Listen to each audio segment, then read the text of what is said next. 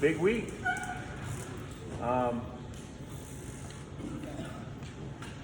Guys not only get to play Lumen, but you're going to actually get a really great experience, and you know that.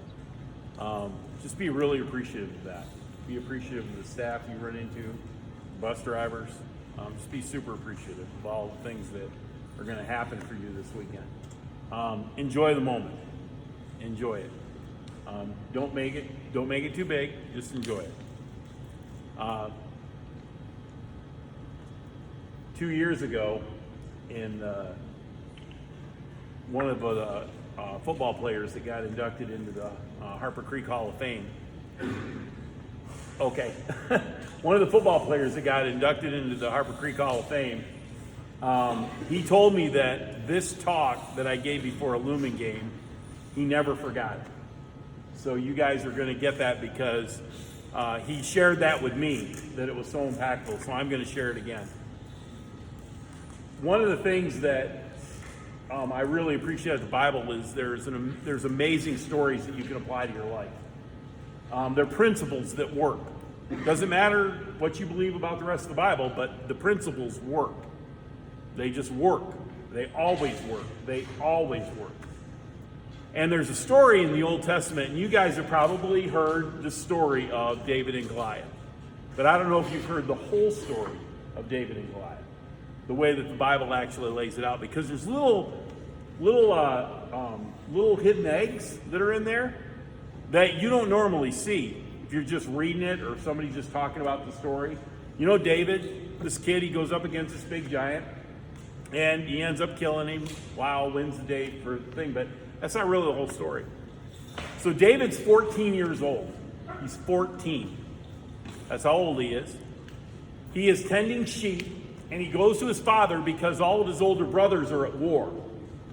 And they're sitting on the other side from the Philistines, and they're just basically, there's a creek in the middle, and they're basically on either side of this creek in this valley, and they're yelling at each other. And that's usually what they did back then. War's brutal back then. It's arrows and swords and hand-to-hand combat. It's bloody, it's brutal, and it costs you men. So nobody really wants to waste men in their army, so they would just kind of yell at each other. And then usually they would pick a champion, and the two champions would go at it to decide the battle. So these kings didn't have to lose their entire army, in a wasted battle. And out of this, David decides to go visit his brothers who are part of the army.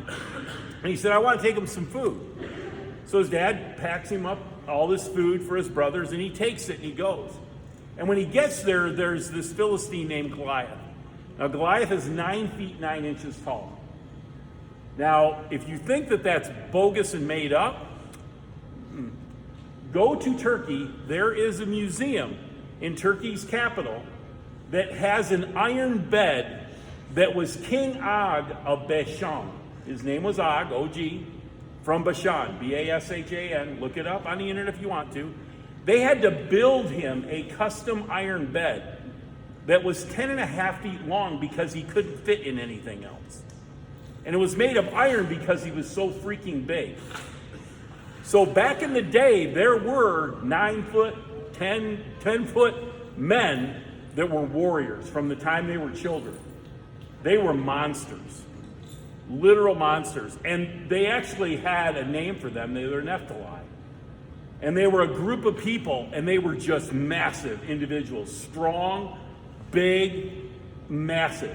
It said that his spear was basically, in a nutshell, a 4x4 post that had an 18-pound bronze sharpened head on the end of it. That's what this guy threw. Like, he threw it at you. And here's David, 14 years old. And Goliath's coming out every day saying, send me your champion. Send me your champion. He said, I've been training since I was a youth to be a warrior. And that's all that he was. That's all Goliath was. He was a fighter. That's what he'd been raised to be from when he was a child. So he knew how to fight. And he was big on top of it. And he's sitting there and he's just challenging, send me out your champion. Well, the Israelites, nobody wanted to go. They were all afraid. David hears this because he's hurling insults and trash talking and everything. He goes, wait a minute, you can't diss us like that. You can't talk about our people like that. You can't talk about our God like that. That doesn't fly. How come nobody's out there challenging this guy? I'll go take him. I can do it. I'll go take him. Well, a word gets back to the king, and they find out there's this 14-year-old that wants to take on Goliath. Now, for whatever reason, they try to put the king's armor on David. And David's 14, and the king's a pretty big guy. King Saul at the time he was a head taller than everybody else. Now, why he wasn't going and fighting him, I don't know. But he was a head taller than everybody else in the Israel army, but he wasn't going. So they tried to put his armor on David, and David said, you know what, this doesn't work for me. I can't move in this, so I'm not even going to wear it. And the reason that he said, why do you think you can beat Goliath? He said, you know what, a bear came, tried to kill my flock, I killed the bear.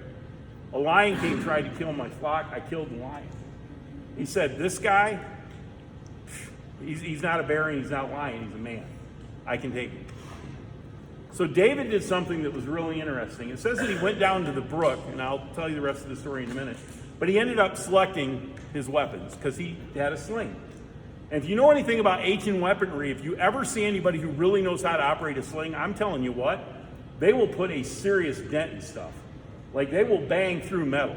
Like you can't believe when you get that thing whipping. It spins and spins and they let it fly, and it's coming at you like faster than you can see it. It is a weapon of war. And those guys got really, really, really good at it, and David was really good at it. So when David went out to challenge him, and Goliath's trash talking, he goes, what are you sending me this wimp for? David's like, you know what? You can trash talk all you want, but it's me and God out here, and we're going to be against you, and you're in trouble. Goliath didn't think so. So Goliath advances, comes towards him. David shoots the sling, and the one exposed spot on Goliath's body was his forehead. And the stone hits him in the head. It sinks in enough to knock him unconscious at least. I don't know if it killed him, but at least knocked him unconscious. And he falls over, face first into the mud, man, done. David goes up, and he didn't have a sword. So he takes Goliath's sword, which he could barely pick up, and he cuts Goliath's head off. That pretty much ends the day right there. And here's the interesting part of what David did. When he was at that brook, David selected 5 stones. He picked up 5 smooth stones, the Bible says. 5. Now, why would he do that if he knew one was going to do the job? Goliath had 4 brothers. He wasn't just thinking about taking Goliath. He was like, I'll fight all of them. Because he's got 4 brothers. Now, here's the lesson from that. First of all, David knew what his ability was. He knew what he could do. He knew what he was good at. You guys have been through camps. You have been through practices. You have been pounding on each other and pounding on other players now for 8 games. You know what you need to do, right? You know how to get it done, right? We know how to block. We know how to tackle. And that's what it's going to take to beat Lumen. This is going to be a cage match with them. They're physical. We need to be Harper Creek, and we need to be more physical, like David. Goliath can talk, and he can rant, and he can say, I got my number 1 ranking. I've been a warrior since I've been a youth. Doesn't matter. If you want to be more physical than them, you can. That's a decision you'll make. You're just going to have to be more physical than them. That's what it's going to come down to. But here's the thing. David was confident to know that I'm not just taking you. I'm going to take the next guy and the next guy and the next guy, because you know what? Your playoffs, they start Saturday. Do you realize that? Your playoffs start Saturday. Because you're not just going to fight Lumen. Because you guys are in the playoffs, right? Made playoffs, right? You're going to fight somebody the next week. You better pick up 5 stones.